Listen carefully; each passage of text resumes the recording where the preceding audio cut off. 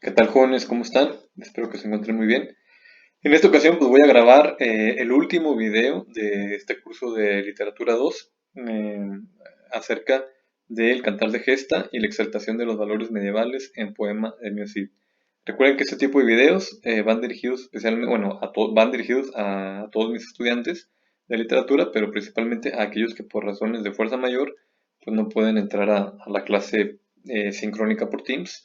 Entonces, bueno, para ustedes principalmente jóvenes es este video, ¿no? ¿Qué podemos decir de los cantares de gesta? ¿Qué podemos decir de los valores medievales? ¿Qué podemos decir del Mio Cid? Bueno, en primer lugar, chicos, es importante recordar un poquito lo que estudiamos la semana pasada. Hablábamos de los tipos de literatura medieval en español, ¿va? Y no, bueno, y no solo en español, ¿no? Sino en general, literatura medieval. Eh, es importante recordar que, bueno, hablamos de el Mester de Juglaría, del Mester de Clerecía y de la poesía trovadoresca, ¿no? Provenzal principalmente. El Mester de Juglaría consiste en la literatura oral, popular, que memorizaban los juglares, que eran personas que iban de plaza en plaza, de pueblo en pueblo, de mercado en mercado, narrando las hazañas de los héroes por algo de dinero, ¿no? Era su modus vivendi. Entonces, estas historias que narraban o cantaban incluso los juglares en los pueblos, en las plazas, estos poemas acerca de héroes y las hazañas de estos héroes en el campo de batalla se le conocen como cantares de gesta o poemas épicos.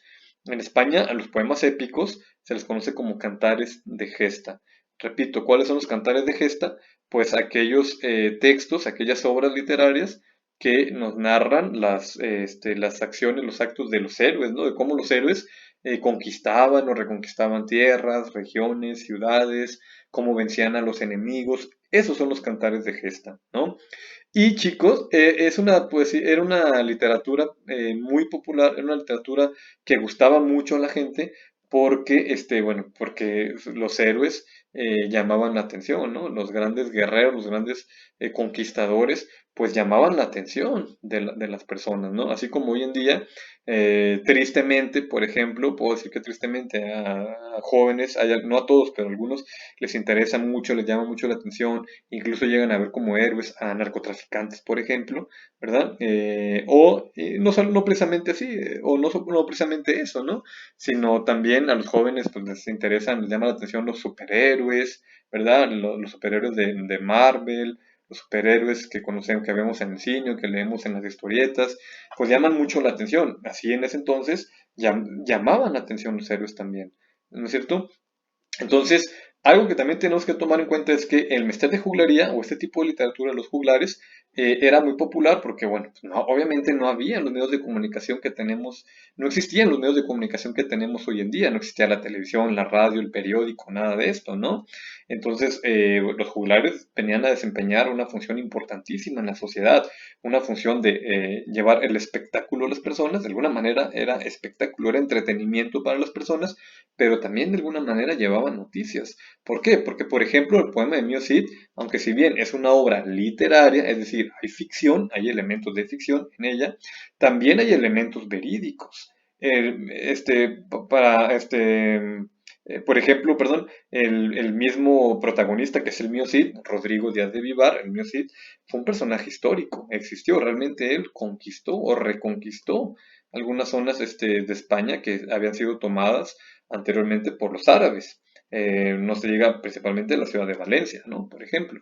Entonces, hay elementos históricos que a la gente, a los españoles de aquella época, les gustaba conocer, les gustaba recordar, les gustaba nombrar, ¿verdad? Por orgullo, por gusto, ¿no? ¿Sí me explico? Entonces, esa era la función del Mester de Juglaría, de los juglares.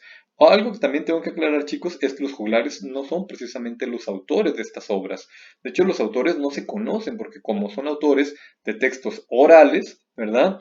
No se le da, no se cuida mucho el tema de la autoría, ¿no? Entonces, los juglares pues no dicen quién es el autor, simplemente narran las hazañas, cantan los versos y ya está, ¿va?